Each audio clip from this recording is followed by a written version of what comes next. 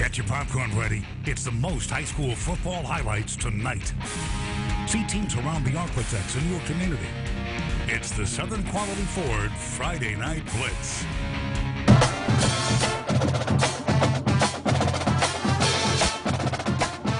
Welcome back to the Southern Quality Ford Friday Night Blitz. If you're just now joining us on KSHV, welcome into the show. We've already taken a look at a number of big games, and we still have plenty more high school football action to bring you, and that's going to start out in Shreveport. The Evangel Eagles looking to be in control of District 1-5A at home this week against Airline. Picking up the second quarter, Evangel up 10-7. This is Blake Chapin on a trick play, throwing it deep to his receiver, Horatio Ruffins, who launches the ball about 40 yards to Ladarius Garner for the grab on the double pass. Evangel would end up scoring on the drive to go up 17-7. Airline trying to respond. This is Jordan Gladney looking for his receiver downfield, but it's picked off by the Evangel defense. Then in the third quarter, Evangel continuing to pile on the points at the goal line. Blake Chapin finding Horatio Ruffins again for the score. Evangel up by 16. Final score in this one, Evangel now 3-0 in district play as they take down Airline 39-10. Evangel still unbeaten against Bossier Parish teams.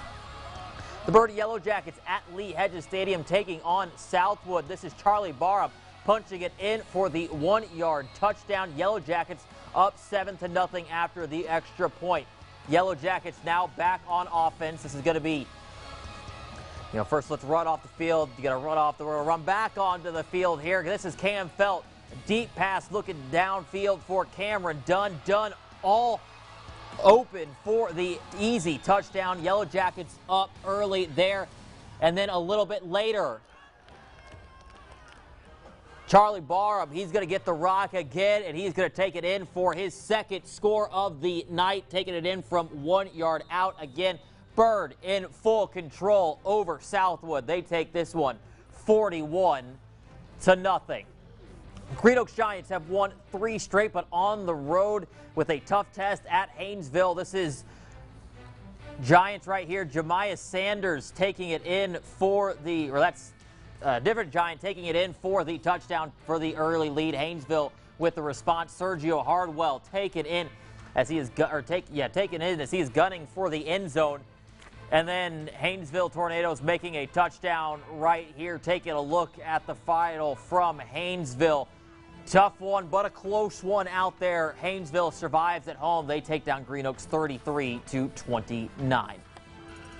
Calvary Cavaliers have won 2 straight at home this week against Loyola. This is Joseph Wilson taking the handoff, and he is going to find his way to the outside and then through the defenders into the end zone. Calvary in control early, but Loyola looking for a response. This is going to be Matt Ramsey. He is going to get the feed. Cavaliers celebrating cheerleaders. They're having a good time. Ramsey going to take it in for the score right here, fighting through the defenders for the tough one from a few yards out. That gets the Flyers answering right back. Then Loyola again with the ball. And Ramsey again is going to be the go-to guy in the backfield. Again, he will be the one finding the end zone. This one a close one. Calvary kicking a field goal at the end of the game to get the win at home. They take down Loyola 20-17. The Many Tigers at home this week taking on Bunkie, in this one all Tigers early in the first quarter. Zaquarius Roan giving it to Terrence Williams. Williams plowing his way 24 yards for the first score of the night. Manny up 7-0 with 9:27 left in the first. Later on, Manny going through the air. Roan dropping back, 40-yard touchdown pass to Jalen Kari, who is behind the defender. Manny leads 14-0 in the first quarter. Now the Tigers starting to really get things rolling for the homecoming crowd. Zaquarius Roan looking deep again. This time a 35-yard touchdown pass to Drake Dye at the back of the end zone.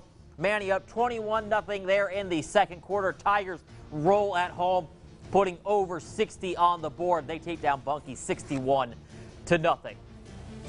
Natchitoches Central heading down I-49, taking on the Ash Trojans.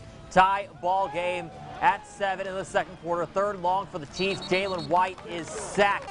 Then the next play, Chiefs having to punt to the Trojans, and it is going to be a big return by Ash, taking it to the outside. Let's speed it up a little bit. He is brought down to about the 18-yard line. Then later in the ensuing Trojan drive, Judd Barton heaving it into the end zone. Daryl Moore hauls it in for 6. Trojans going up 14-7. Ash with a big one over Natchitoches Central. They take down the Chiefs 49-14. North Caddo Rebels, we're going to go back to that game, honoring Coach Les Mason before tonight's game after he tragically passed away earlier this week, taking on Lakeside. Very first play of the game, Jaden Carter taking the rock, breaking through the defense, and he is going to go the distance for the touchdown. North Caddo up 7-0 after the early score, but Lakeside with a response. Zacchaeus Sumlin going to get the feed, cuts up the middle, somehow gets spun around, fights through all the defenders, and stays on his feet, escapes, and rolls into the end zone. Warriors down by just 1. Rebels, though, back on offense. QB keeper into the end zone. That would extend their lead to 8. This one came down to the wire. North Caddo almost pulling off the upset, but the Warriors survive. They take it 46-42. Ruston at home for week 6, taking on the top-ranked West Monroe Rebels. After the Rebels jumped out to a quick 3-0 lead, they would push to make it a double-digit advantage after the goal line handoff going to Cameron Wright. He takes it in for the touchdown. Bearcats not looking phased a bit, though. They fire back with a long drive of their own before they eventually put 6 points on the board. Eric Outley finds his big tight end. Ray Parker goes up, gets the thing for the score. West Monroe's turn, and more from number 8. They were backed all the way up to their 17 before Wright gets loose. Has all kinds of daylight in front of him, and he is gone. His second score of the night puts his team back out in front by 10. All West Monroe tonight as the Rebels take it over Ruston 45-21. The final. Parkway taking on Captain Shreve. This one last night at Lee Hedges Stadium. The Gators taking an early lead. Darius Grant keeping it himself into the end zone. Captain Shreve taking an early 7-0 lead. Later in the first quarter, Gators back on offense. Grant back to pass. Panthers bring him down for the sack in the end zone. Panthers trail by 5 after the safety. Second quarter now, DJ Fleming, he had himself a night, taking the feed and is into the end zone. Gators extend their lead to 12. Then later in the quarter, Grant, quick pass to Alex Dean. It's a double pass. Dean launches, connects with Ladarian Frierson for the long gain, and then that would set up this. Fleming with the rock, stays on his feet after the big hit, and then cruises into the end zone. He finished with 2 touchdowns. Gators lead 23-2 at the half. That is where this one would stay. Captain Shreve gets their first district win of the season. They take down Parkway 23-2. Let's hear from the team after the game. Last week was kind of an off night for them. We just told them, all week that, guys, it's time to go back to play Gator football. Shutout defense type ball and scoring a lot of points on offense. And I think offensively we did a very good job tonight of not only controlling the clock, but getting first downs we needed and made some big plays, ran the ball extremely well. And defense did a good job, closing things down and getting off the field. That's a very athletic ball club right there. And, our guys came to play and I'm very proud of them. Set us up going to the playoffs. That's what we really need to. Cedar Creek on the road in Monroe taking on Ouachita Christian. First